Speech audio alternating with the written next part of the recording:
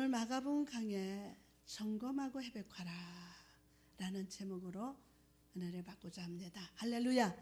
우리와 함께 하시고 부르짖음에 응답하시며 친밀한 친구 되시는 하나님을 찬양합니다. 이 시간 성령께서 우리 마음을 쫙 쓰다듬으시는 바람으로 오시사 여러분의 영혼을 충만으로 회복시켜 주시기를 주님의 이름으로 축복합니다. 똑같은 새 소리를 듣고서 미국 사람들은 새가 노래한다 라고 말합니다. 그러나 한국 사람은 새가 운다 라고 말합니다. 왜 그런 걸까요? 이것은 새의 소리가 다르기 때문이 아니라 그 소리를 듣는 사람의 마음 상태가 다르기 때문입니다. 마음이 즐거운 사람에게 새의 소리는 노래처럼 들리지만 마음이 슬픈 사람에게는 새가 노래해도 울음소리처럼 들린다는 겁니다. 우는 소리처럼. 이것은 하나님의 말씀을 들을 때도 마찬가지입니다. 동일한 하나님의 음성이 들려지지만 오늘 이 자리에 앉은 분들 중 어떤 분은 이 설교가 노래소리처럼 들릴 것이고 어떤 분에게는 슬픈 울음소리로 들릴 것입니다. 그럼 이 설교가 우리 마음과 영혼의 아름다운 노래소리로 들려지기 위해서는 어떻게 할까요? 신명기 30장 20절에 보니까 내 하나님 여호와께서 내 마음과 내 자손의 마음에 할례를 베푸사 너로 마음을 다하여 뜻을 다하여 내 하나님 여호와를 사랑하게 하사 너로 생명을 얻게 하실 것이며. 여러분, 오늘 말씀 듣기 전에 먼저 하나님이 여러분의 마음을 할례 베풀어 주시기를 간구합시다. 하나님, 내 마음을 할례시켜 주옵소서. 세상의 근심, 염려, 불신의 껍데기가 성령의 칼로 제거되고 오늘 하나님을 사랑하는 마음으로 말씀을 듣게 해달라고 간절히 구하시기를 바랍니다. 함께 고백해 봅시다. 주여, 내 마음이 성령으로 할례받게 하옵소서. 할례받게 하옵소서. 아멘, 아멘, 아멘. 지난 몇 주 동안 우리는 하나님이 주신 복과 또한 성도의 의무에 대해서 말씀을 나누었습니다. 오늘부터는 다시 마가복음을 살펴보기를 원합니다. 한때는 무신론자였지만 예수님을 만난 후 많은 성도들에게 강연과 책으로 감동을 주고 있는 이여령 씨가 쓴 글 중에 이런 글이 있습니다. 옛날 시대의 한국인과 오늘날의 한국인의 차이점이 무엇인가 하는 것입니다. 그 옛날 한국인과 요즘 한국인의 결정적인 차이점을 하나의 단어로 설명을 했는데 바로 속도감입니다. 속도감. 옛날 제가 어린 시절만 해도 저녁밥을 먹기 위해서는 아궁이에다가 나무를 떼고 쌀을 잘 씻어서 불린 후에 정성스럽게 밥을 지었습니다. 뜸을 잘 들인 후에 저녁상을 잘 차려서 밥을 먹었습니다. 시간을 두고 여유를 가지고 식사를 했습니다. 그런데 오늘날 한국인들은 어떻습니까? 옛날 사람들이 누렸던 여유를 잃어버렸어요. 여유를. 패스트푸드가 인기를 얻는 시대입니다. 이 시대는 인내심을 잃어버리고 여유를 잃고 쉬는 것, 안식하는 것을 죄로 생각합니다. 빨리빨리가 한국인의 삶의 특징이 되어버렸다는 겁니다. 그럼 이런 속도 시대, 인내심과 여유를 잃어버린 시대를 살아가는 우리가 주 예수님 앞에서 해야 할 일이 무엇일까요? 첫째로 우리 삶을 주께 낱낱이 아뢰는 겁니다. 본문 30절에 보니까 사도들이 예수께 모여 자기들이 행한 것과 가르친 것을 낱낱이 구하니, 본문 7절 이하를 보면요, 예수님의 제자들을 둘씩 짝을 지어서 단기 선교 보내는 장면이 나옵니다. 그리고 제자들은 예수님의 권위를 가지고 복음을 전하면서 놀라운 치유의 역사를 나타냈습니다. 막 귀신이 떠나가고 엄청난 기적과 이적이 나타났습니다. 둘씩 짝을 이룬 제자들은요, 가버나움으로 귀환해서 예수님께 모였습니다. 그들은 몹시 흥분되어서 그간 있었던 일들과 하나님의 능력으로 기적을 일으키고 말씀을 전한 것, 선교지에서 그들이 행한 것과 가르친 것들을 낱낱이 예수님께 보고를 했습니다. 그리고 예수님께서는 그들의 이야기를 주의해서 들으시고 그들의 질문에 답을 해주셨어요. 사랑하는 성도 여러분, 예수님께 돌아와서 보고하는 제자들처럼 우리도 예수님 앞에서 우리의 삶을 아뢰는 습관을 가져야 합니다. 오늘도 예배드리면서 여러분의 삶을 낱낱이 아뢰세요. 우리는 똑똑한 것 같고 지혜로운 것 같지만, 정말 내가 유명한 사람 같고 참 지식이 많은 것 같지만, 주님 보실 때 우리는 여전히 미련하고 연약합니다. 내가 하는 일들이 내 생각에는 좋아 보일지 모르지만 주님 보실 때는 어리석은 일이 될 수도 있습니다. 때문에 우리는 제자들과 같이 주님 앞에 나가서 우리의 삶과 계획들과 모든 문제들을 아뢰는 자가 되어야 합니다. 우리 주 예수 그리스도는 미랄과 가라지를 분별하시고 중요한 것과 하찮은 것을 분별하시며 성령의 역사와 사단의 역사, 선과 악을 분별하시사 우리 인생을 인도하시는 선한 목자가 되십니다. 선한 목자. 그런데 오늘날 성도들을 보면 머리로는 하나님이 살아계신 것을 알지만 마음으로 믿지 않고 마음으로 안 믿어지는 거예요.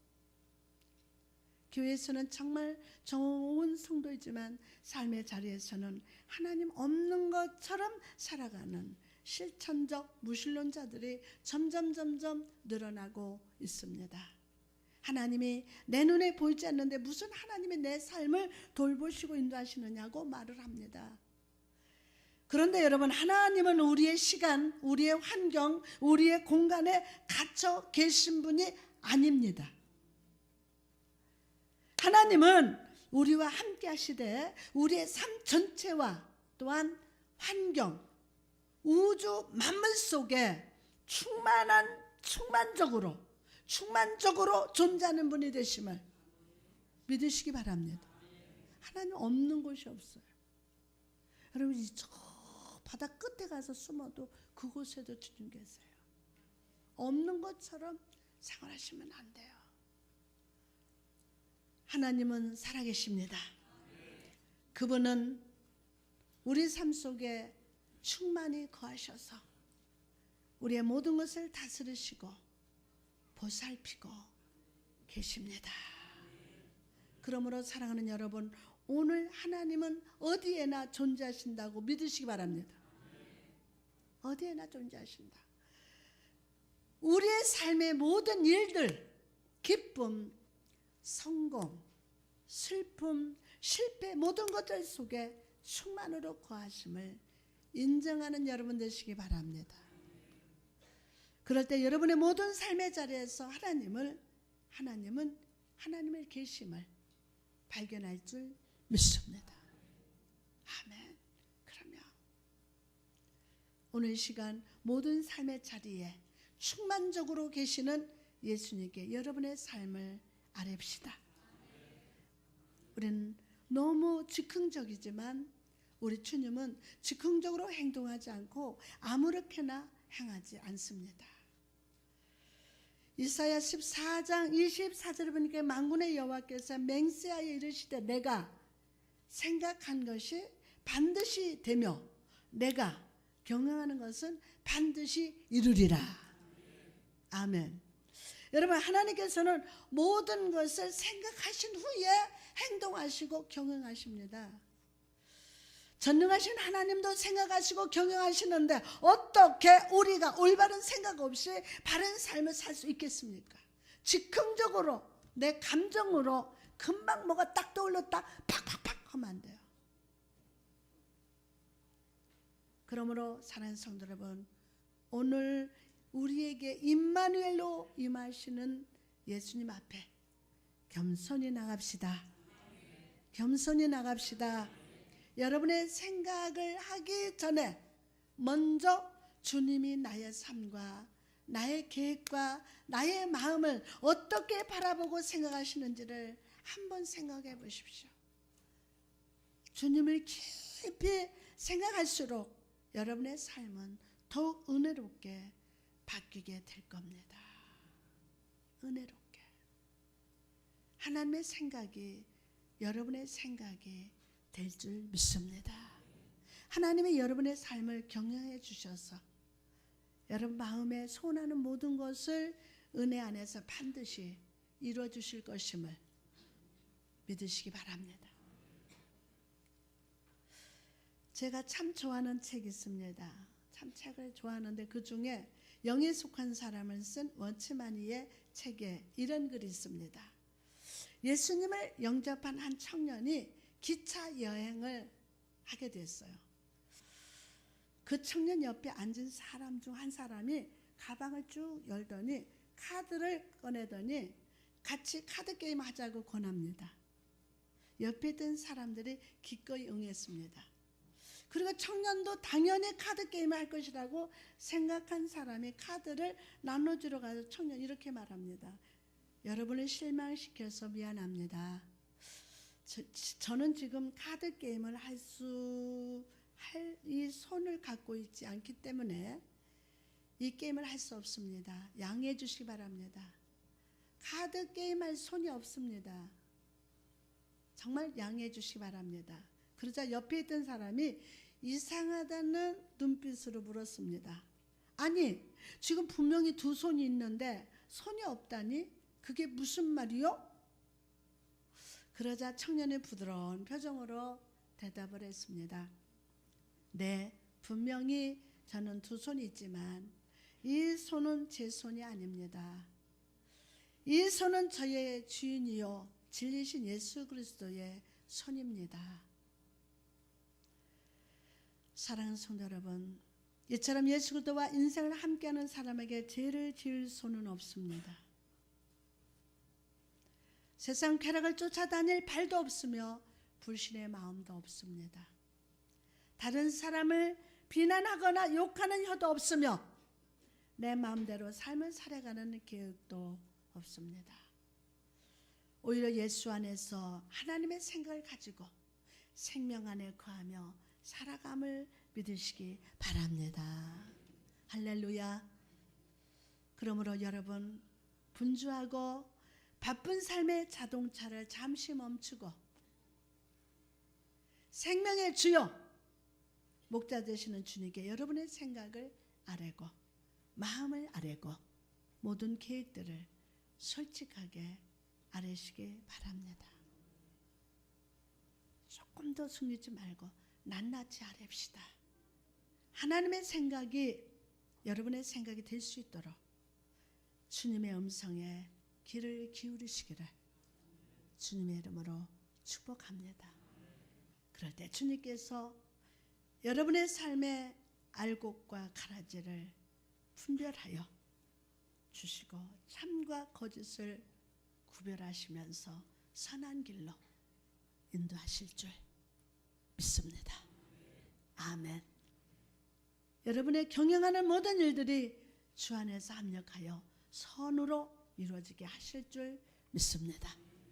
속도의 시대, 인내심과 여유를 잃어버린 시대를 살아가는 우리가 주 예수님 앞에서 해야 할 두 번째 일은 무엇일까요? 안식의 축복을 누리는 겁니다. 안식. 본문 31절에서 32절에 보니까 같이 봉독합니다. 시작. 이르시되 너희는 따로 한적한 곳에 가서 잠깐 쉬어라 하시니 이는 오고 가는 사람이 많아 음식 먹을 겨를도 없음이라. 이에 배를 타고 따로 한적한 곳에 가세. 아멘. 자, 제자들은 복음을 전하면서 수많은 사람들을 만나고 바쁘게 지냈습니다. 얼마나 바빴던지 잠시 동안 음식 먹을 겨를도 없었습니다. 복음이 선포되고 병자가 치유되고 귀신이 쫓겨나가는 부흥이 나타나는 것은 주님께 큰 기쁨과 행복이 되었지만 제자들은 지금 얼마 동안의 휴식과 안정을 필요로 하고 있었습니다. 그리고 머리가 되시는 주님께서는 주님의 몸을 이루는 제자들이 육체적인 휴식뿐만 아니라 정신, 이 정신의 휴식도 취하시기를 원하셨어요. 참 육체적인 휴식도 참 해야 되겠지만 오늘날 이 시대는, 속도 시대는 이 정신적, 정신이 자면서도 쉬질 못해요. 정신이 계속 분주합니다. 별별 생각이 들어가요.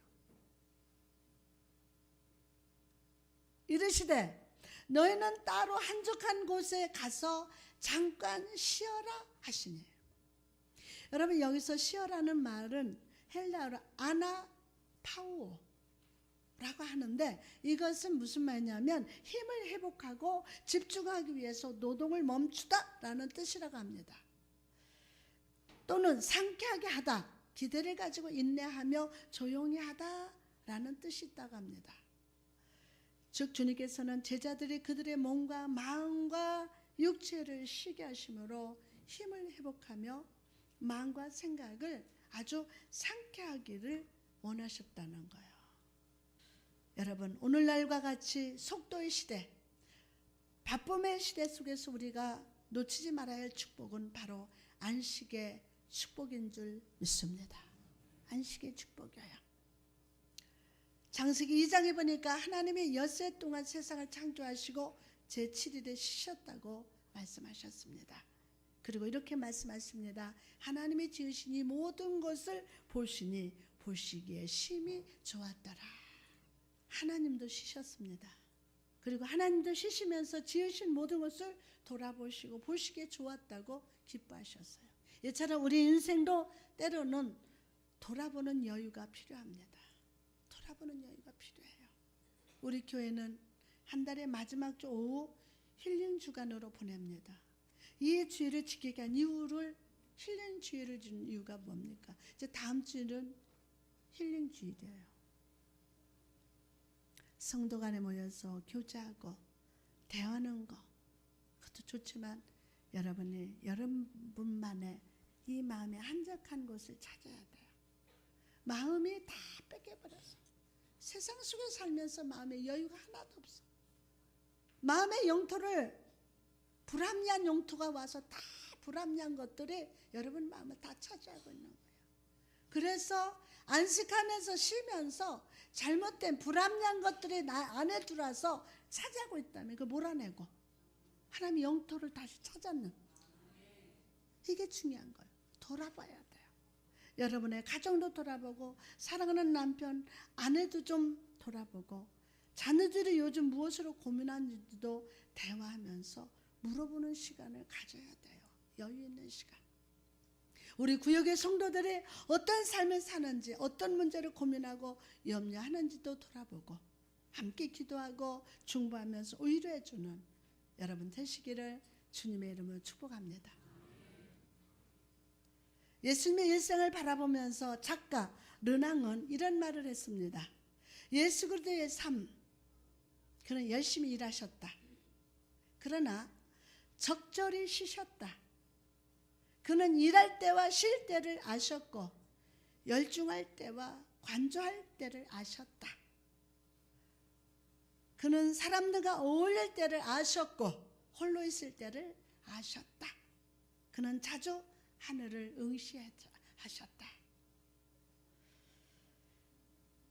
겟세마네 동산을 가는 길, 포도원 가는 길, 기드론 시냇가, 이 모든 것은 예수님의 산책로요 오솔길이었다. 모든 것을 돌아보시는 여유, 주님의 삶은 충만한 생명 그 자체였다 라고 했습니다. 사랑하는 성도 여러분, 오늘 이 예수님의 신, 이 예수님의 여유와 안식이 여러분의 삶에도 임하길 바랍니다. 임하기를 바랍니다. 그래서 예수님처럼 여유가 넘치는 삶, 생명이 충만한 삶을 살아갈 수 있기를 주님의 이름으로 축복합니다. 나가서 우리 안에 성령의 생수로 충만하기 위해서 안식이 필요합니다. 요한복음 7장 37절에서 39절에 보니까 명절 끝날 곧 큰 날에 예수께서 서서 외쳐 이르시되 누구든지 목마르거든 내게로 와서 마시라. 나를 믿는 자는 성경에 이른 것 같이 그 배에서 생수의 강이 흘러나오리니 나오리라 하시니 이는 그를 믿는 자들이 받을 성령을 가리켜 말씀하신 것이라. 우리는 세상에 속한 자가 아니라 하늘의 축복과 은혜와 성공을 가져오는 성령이 충만한 그 흐름 안에서 거하는 자가 되어야 합니다.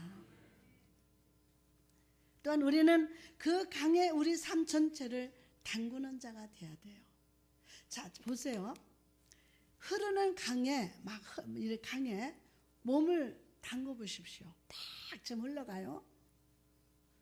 우리는 마음대로 움직일 수 없습니다. 흐르는 강에 몸을 담그면 마음대로 움직일 수 없어요. 강이 흐르는 대로 우리 몸도 따라갑니다. 그 강의 힘을 나는 제한합니다.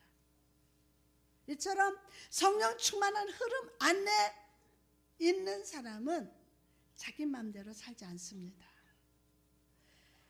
성령의 인도하심 따라서 살며 불순종의 방향, 죄의 방향으로 가려고 할 때 나를 책망하시사 회개하게 하시고 의의 길로 순종의 길로 걸어가게 하십니다. 로마서 8장 5절에 보니까 육신을 따르는 자는 육신의 일을, 영을 따르는 자는 영의 일을 생각하나니. 로마서 8장 13절에도 무릇 하나님의 영으로 인도함을 받는 사람은 곧 하나님의 아들이다.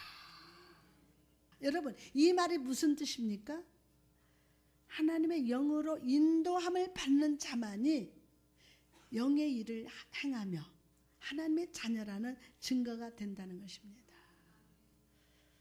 여러분, 지금 여러분의 삶이 어떻습니까? 여러분은 성령의 음성에 민감하십니까? 성령의 음성에, 그분의 음성에 여러분 순종하고 있습니까? 아니, 성령으로 행하고 있습니까? 나를 향하신 하나님 뜻과 계획에 민감하십니까? 갈라디아서 3장 3절 말씀 보니까 너희가 이같이 어리석으냐?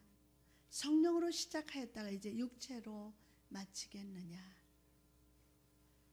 오늘날 많은 성도들이 성령으로 이 일을 시작하다가 결과적으로 육으로 마칩니다.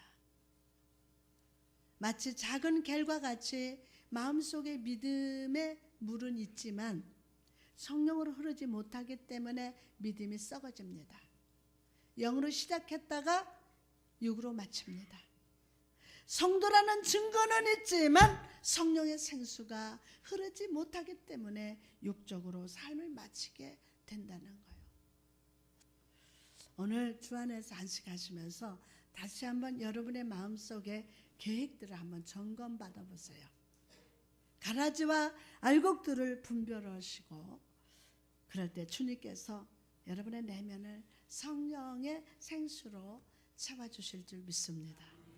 강과 같은 성령의 충만이 여러분의 의의 길로 축복의 길로 인도해 주실 것임을 믿으시기 바랍니다.